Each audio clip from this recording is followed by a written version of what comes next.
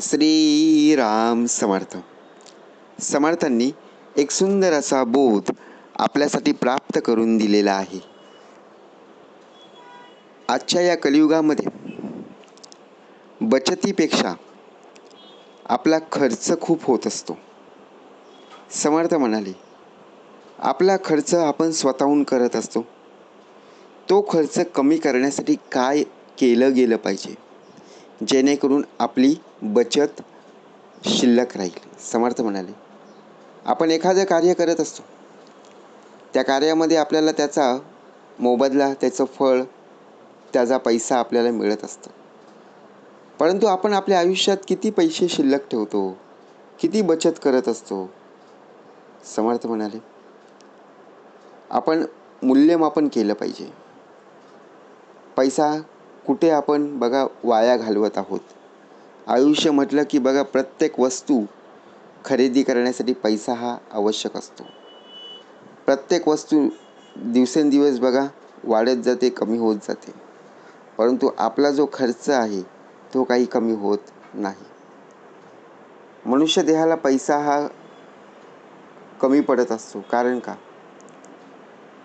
कारण बघा, एखादी वस्तू जेव्हा बाजारात येते तेव्हा ती वस्तू आपण घेत असताना आपल्याला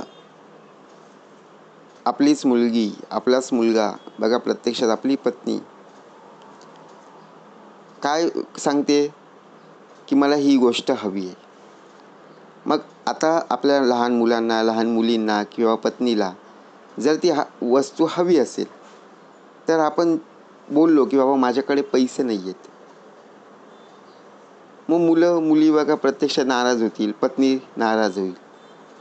मग आपल्याला ते पाहवणार नाही ना की बाबा त्यांना ती वस्तू हवी होती आणि आपण त्यांना घेऊन दिली नाही. आपल्याला कंटाळा येतो. म्हणजे काय की बाबा ती वस्तू दिली तर माझ्याकडचे सर्व पैसे संपतील. कंटाळा कशामध्ये आहे? तर काम करण्यामध्ये. जर तुम्ही उत्तम रीतीने काम करत असाल तर नक्कीच तुम्हाला त्याचं फळ प्राप्त होईल, पैसे प्राप्त होतील. पण विचार जर केला, अंथरूण पाहून पाय पसरायचे. जेवढं आहे त्यामध्ये समाधानी असणं आवश्यक आहे. आता जत्रा असते बघा, एखादा सण आला की त्या सणाप्रमाणे बघा आपल्या गावामध्ये जत्रा भरत असते. आपला दिवसेंदिवसाचा जो खर्च असतो तो वाढत असतो, बरोबर की नाही? आपण नियोजन करतो, प्लॅनिंग करतो. आजच्या दिवसाला एवढाच पैसा फक्त खर्च करायचा आहे, एवढा बॅलन्स राहिला पाहिजे, बचत केली पाहिजे, बरोबर की नाही? परंतु सणवार आले की आपण नवीन कपडे घेत असतो किंवा बघा एखादी वस्तू नवीन बाजारात आली की ती आपण वस्तू घेण्याचा प्रयत्न करत असतो, परंतु त्यासाठी पैसे नसतात, बरोबर? आणि सर्वात महत्त्वाचं म्हणजे आपला शरीर, आपलं आयुष्य. एकदा आजारी पडलं ना की त्यासाठी सुद्धा पैसे भरावे लागतात की नाही? मेडिकल खर्च दवाखान्यामध्ये द्यावे लागतात.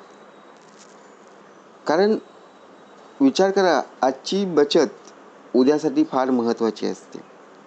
आपण विचार करत नाही. आजचा दिवस ढकलला झालं, परंतु आपण जे कष्ट केलेले आहेत, मेहनत केलेली आहे, आपण स्वतःहून सक्षम राहणं गरजेचं आहे. जरी कोणी बघा प्रत्यक्षात आपल्याला मदत केली नाही तरीसुद्धा आपण स्वतःहून कष्ट करणं गरजेचं आहे. का भाग दिलेला आहे? आपण एखादी वस्तू बघा विकत घ्यायची, बाजारात गेलो.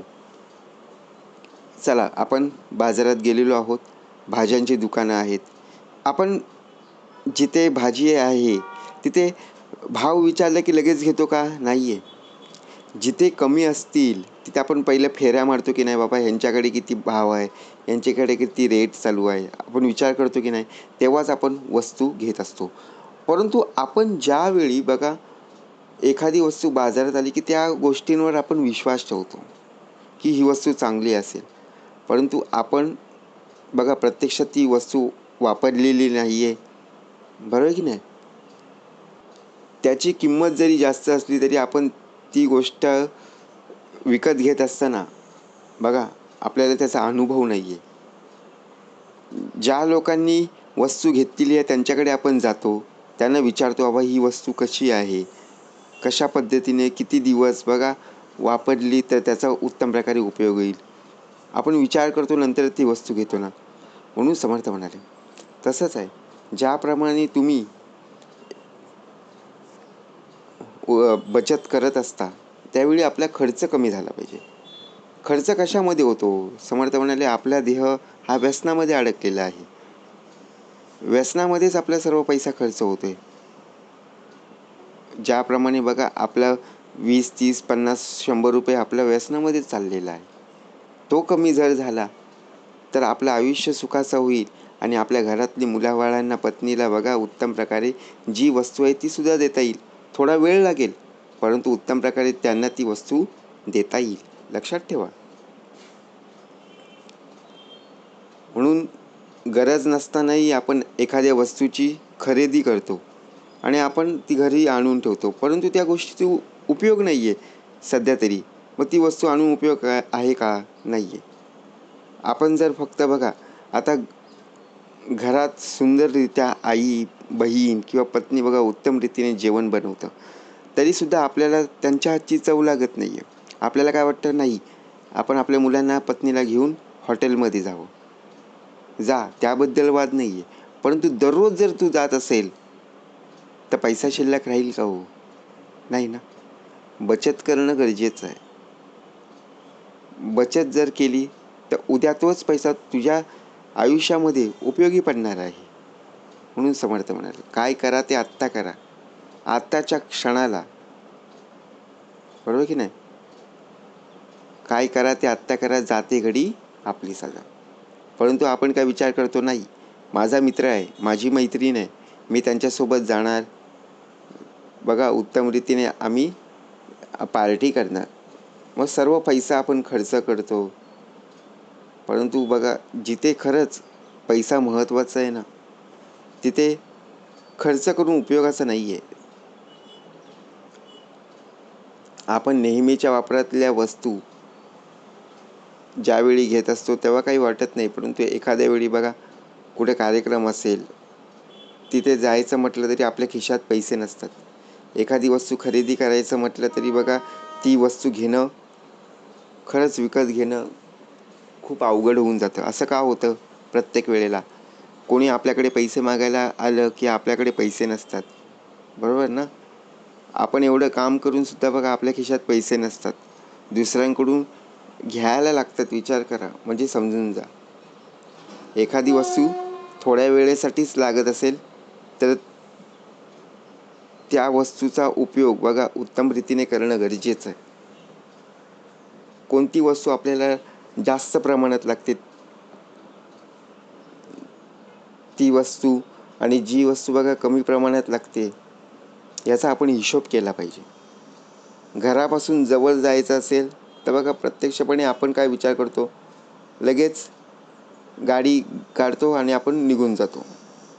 खरंच आपल्याकडे पैसा नाही आहे ना. समर्थ म्हणाले ते समर्थ म्हणाले कोणालाही गरीब नाही, कोणी श्रीमंत नाही आहे, परंतु प्रत्येक कर्मावर मनुष्यदेह आधारित आहे. कर्म जर चांगले असतील तर पैसा आहे, कर्म वाईट असतील तर पैसा नाही आहे. परंतु आपण सुद्धा आपल्या शरीराला उत्तम प्रकारे बघा सराव करणं गरजेचं आहे, व्यायाम करणं गरजेचं आहे. आपण आळसामध्ये बघा लगेच गाडीला किक मारतो आणि निघून जातो, परंतु आपण प्रवास केला पाहिजे. पायी चालत जाणं गरजेचं आहे. अहो समोरच बिल्डिंग आहे किंवा समोरच घर आहे, तिथे जायला सुद्धा आपण गाडी घेऊन जातो. काय खर्च केला? पेट्रोल खर्च केला.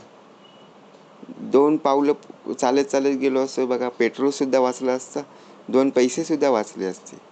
परंतु नाही, आपण काय करतो, लोकांना दाखवण्यासाठी आपण जात असतो. लोकांना दाखवण्यापुरता बघा पैसा कमवू नका.